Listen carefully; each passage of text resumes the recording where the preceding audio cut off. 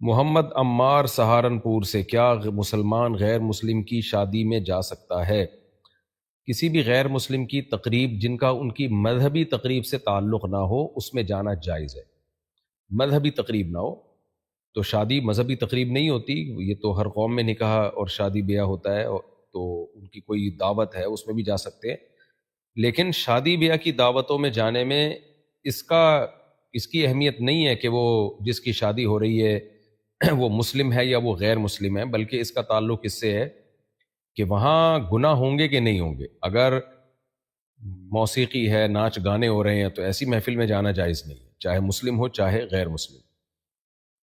تو غیر مسلم تو عام طور پر اپنی شادی بیاہ میں بہت ہی دھوم دھڑکے کرتے ہیں، اور شراب کباب بھی چل رہی ہوتی ہے ان کے ہاں۔ تو ایسی محفل میں کسی مسلمان کا جانا، چاہے یہ محفل مسلمان کی ہو یا غیر مسلم کی ہو، گناہوں کی اس طرح کی محفل میں شادی بیاہ کی تقریب کے لیے جانا جائز نہیں ہے۔